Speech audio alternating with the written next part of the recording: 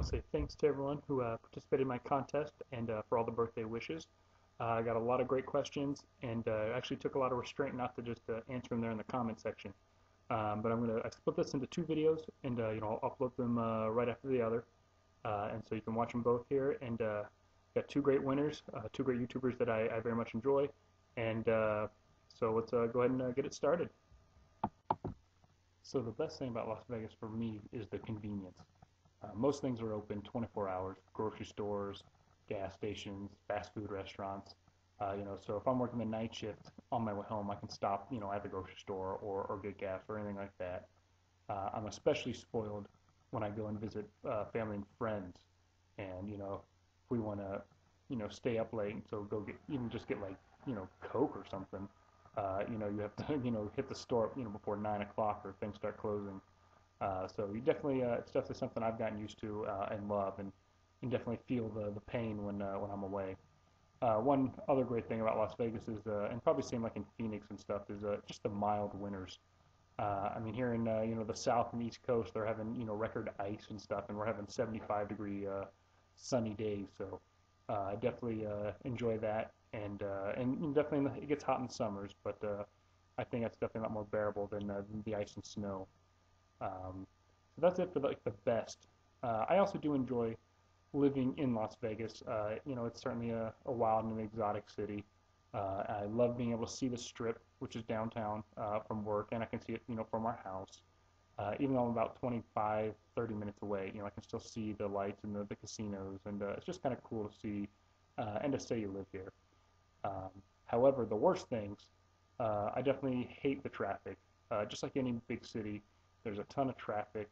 There's only really two major highways and then a beltway, and so they fill up very quickly, especially when the main highway goes parallel with downtown. And so all the California tourism and stuff like that that's here, it just makes it a nightmare. So really like any big city, the traffic. But for that reason, I just don't go downtown.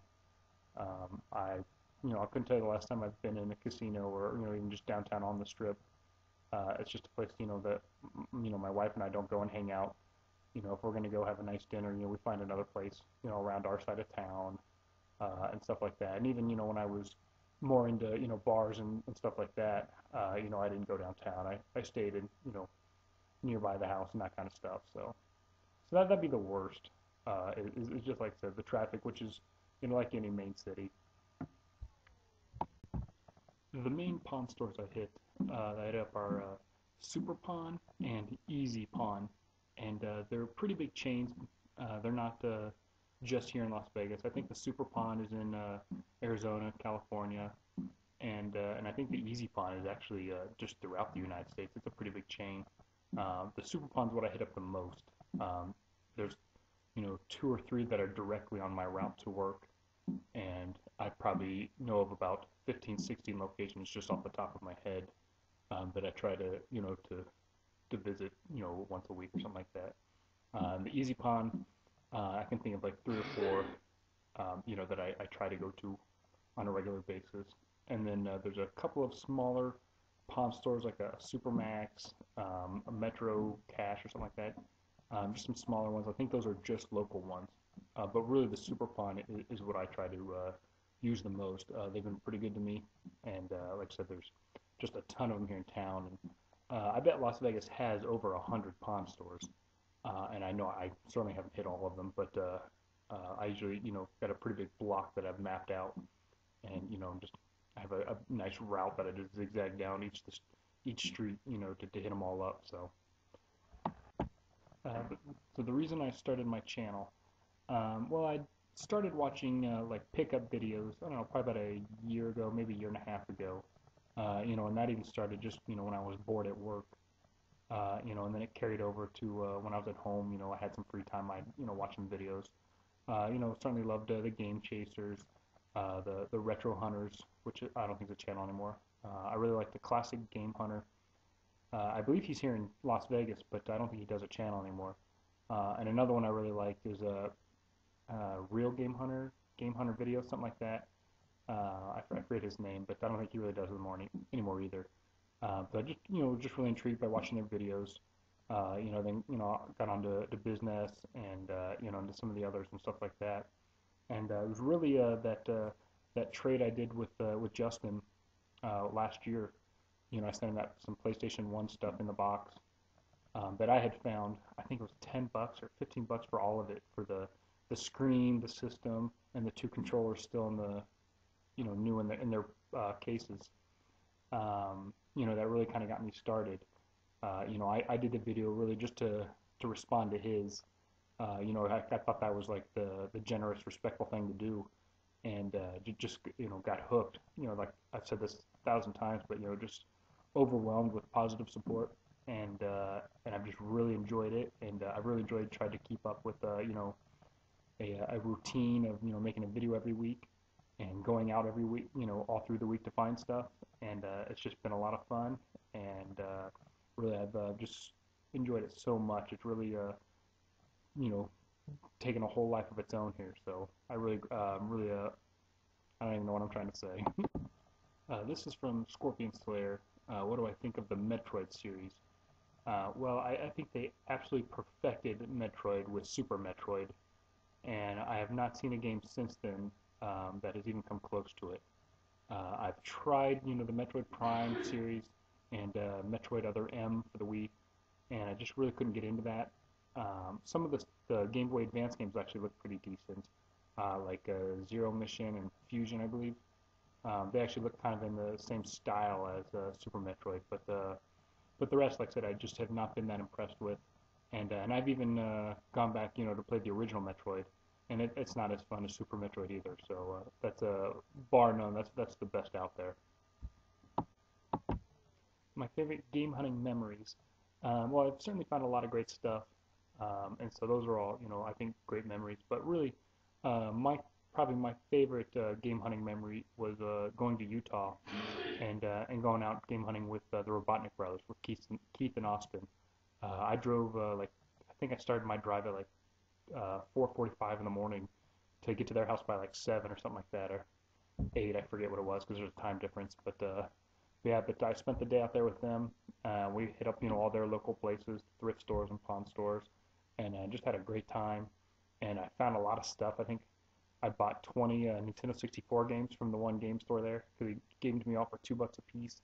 So I got a lot of stuff, but just a great time. Those are great dudes, and most of my game hunting is by myself. So anytime I can go out with with friends, it's just a great time. So my favorite game of all time. This is actually, I think, probably an easy one for me. I would have to say it is Ocarina of Time. For me, that is just a game that I can throw in. I'm always in the mood to play it, and I can just turn it on and start. I'm like, oh, I know where I am, and do the next thing. I obviously I still have some confusion in the dungeon, especially the Forest Temple. For whatever reason, that one always gets me. But I just actually 100%ed that one a little bit last year. I forget when, but like I said, that's just a game that I really enjoy and I've played it a ton. And I like Majora's Mask also, but nothing I think beats Ocarina of Time. So here's a non-gaming related question: the strangest food I have eaten. Well, that would have to be pho, or pho, however you pronounce it. It's like a Vietnamese soup, and the strangest thing about it was the tripe, which I will let you Google it if you do not know what tripe is. But definitely the strangest and also the most disgusting thing that I have eaten. So look that up, tripe. Tripe. My least favorite thing in my collection, and I'm sorry to say, Ryan, is my Game Gear collection. At one time I thought I wanted one, and I wanted to, collect for it a little bit and stuff. And my buddy Ryan here in town pretty much just gave it to me. I had changed out a couple Pokemon batteries for him, and he gave it to me. And like it, so I want it, so it's definitely my mistake. But now it's kind of an eyesore. I don't really have anywhere to put it, and it just sits on top of my shelf. And I don't know what to do with it. Like I said, he pretty much gave it to me, so I mean, it was really really cool of him. And so I kind of feel like an ass if I just go and sell it or something. But so I'm just not really sure what to do with it. But that's that's the worst thing, my least favorite, not the worst. That's my least favorite thing in my collection right now. This is a great question from JCap. What game or game franchise that do I want to play but can't? For me, that is Minecraft. I got hooked after watching Peanut Butter Gamer's Minecraft Hardcore series. It just looks like a lot of fun, and I think it would just be awesome to get together with a bunch of you guys, a bunch of other YouTubers, and record it, and just have some wild adventure over Minecraft. So that's what in my dreams, that's what's going to happen in the future. But another game that seems really, really cool to me, it's for the PlayStation 3, and it's called Journey. I think it's really like just based on some online play, but I guess like your only means of communicating are like these like clicks or something like that, or something that your character can make. My brother-in-law has told me about it, so that was just very intriguing to me. But definitely Minecraft. That's the one I would absolutely love to play. I don't have a 360, and I've never found the game for the PC or anything like that, or however you play it. But that's what I'd love to play in the future. I know this video is a little bit longer, so I just want to give you guys a little intermission break here, a chance to pause and take a potty. But for me, this will be a butterbeer break.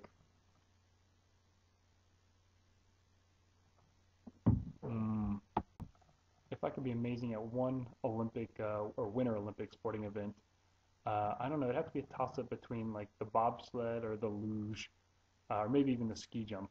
Those all look really cool to me. Probably the luge. Just something about sitting on a sled going 70 miles an hour seems pretty cool. But only the single man luge. I don't want to be laying on someone or someone lay on me for a minute and a half. But I think I would have to do the luge. And the curling looks like a lot of fun. Almost looks more like a drinking game. But I think it'd be fun to be able to play. How many games do I have in my game room? Well, first I need to clarify by game room. We're going to use that as a relative term. I have games that sit in the entertainment center by my TV in the living room, and then I have games that are in storage bins under the bed in the guest room and in the closet of the guest room. So game room is not really the correct word, just scattered among the house. But I think I'm totaling around 650. I don't think I've hit 700 yet, so yeah, probably around 650. I think it's a pretty humble collection. I know there's others, in the thousands. I'm certainly nowhere near that, but it's growing, and I'm pretty proud of it. So this question comes from my sister Sarah, who it's kind of a running joke between us about starting games and not finishing them. But it's actually quite a lot for me. For one thing, I just don't play as often as I used to or would like to. But I also just go in and out of moods, I guess. And so I just have lists and lists of games that I have not finished. And a lot of them, I just turn on, not really into it, and never, turn it on again. But I'm probably, as an adult, I'm probably looking at about a 85% unfinished rate. The last big game I finished was Minish Cap, which I finished a couple weeks ago, and it was great. Before that, I probably couldn't tell you. It's been that long. It's probably been 6 months, something like that. So just one of those things that just go in and out of games. My top 5 favorite games of all time. Number 5 for me will be Final Fantasy 12 for the PlayStation 2. I just really got on board with the Gambit system and the whole battle system. That was a game where normally, like, there's a lot of RPGs that battling stuff really feels like a chore, and I just really didn't feel that in Final Fantasy 12. Plus the graphics were great. I liked the story. I wasn't as keen as on the main character as other games, but I could get over that. So that's definitely my number 5. Number 4 for me would be Conker's Bad Fur Day for the 64. The single player is great, a lot of fun, and the multiplayer. When I lived in an apartment, my roommates and I just spent hours playing the beach and just the regular battle mode on the multiplayer. So definitely play the multiplayer on Conker's Bad Fur Day. Number 3 for me would be Super Smash Brothers, the original one for the 64. My sisters and I played that a ton. When I went to college, I introduced my roommates to that, and we spent hours, and it's just a lot of fun. I love that game. And Trevor and I, hopefully, we'll get to play some of that here at the Midwest Gaming Classic. But Jigglypuff is my favorite character, if I haven't said that before. It started out as a joke. My sister and nephew chose it for me one time when I wasn't paying attention, and for whatever reason, just stuck with me. And so he is my hero in Super Smash Brothers. Number 2 for me would be Earthbound. It's a great RPG, my favorite on the Super Nintendo. It's another game, kind of like Ocarina of Time, where I can turn it on, after not playing it for years, and know exactly where I am and where I need to go next. I've beaten that game several times. It's just a classic in my house. Both my sisters have beaten it and love it, and play it all the time. So just a game that I love. And then which leaves number 1 for me is definitely Ocarina of Time. The 64 might be my favorite Nintendo system, and Ocarina of Time is just great. Like I said all before, when in the other question, it's just a game I can pick up and play, and I know from where I left off what to do and everything, and just a lot of stuff to do in it, and it's just a great game. The best game that I've found at a good price, this one's kind of tough for me. I found a lot of stuff. For one thing, I think all the Pokemon games for the DS that I have found have been under $5 or 5 or under. So I think those are great prices for Pokemon games. My very, very first video or second video, Star Wars Knights of the Old Republic 2 for the Xbox, I found for $1, among with a bunch of other games for $1. So I think that's a great price. One of my favorite finds is from Goodwill, and it was a little Ziploc bag with I think it had 5 Nintendo 64 games. It had Ocarina of Time, Pokemon Stadium 1, Pokemon Stadium 2, Banjo-Tooie, and The Amazing Spider-Man. And they had this bag listed for $5, and I took it up, and it coincidentally was a day they gave a military and veterans discount, so I got 25% off. So it was $3.75 for those 5 games. So that's one of my favorite finds. And then also my, I think it's my December 6th video, maybe 7th, when I put around then, when all the pawn stores were having a huge sale. I felt like I made out like a bandit that day too, with the Zeldas and Pokemon games and stuff like that. So those were some of my favorite finds and some of my best finds of video games. All right, you ready? All right, so we're ready to pull our first runner-up. This is the second place prize. They will get whatever first place doesn't want. I have a special helper here today. Can you say hi, Sophie? Hi! Good job. All right, so we're gonna pull I've got ping pong balls with everyone's name written on them, and we're gonna put them in the big jug there, which I've got most of them in already. But just for sake of honesty here, we'll show you some of the other ones. Sophie, can you put those ones in the jug? Put those last ones in the jug. Last one's in the jug. Yep. Last one's in the jug. All right. And can you show me the last one before you put it in? Sure. How many do you have left? Perfect. Can I see that last one real quick? Don't put it in. Don't put it in yet. Don't put it in yet. Let's see who it is. All right. So, Creepin' Death, you're the last one to go in. Good. Put them in. All right. Can you shake it? Keep shaking.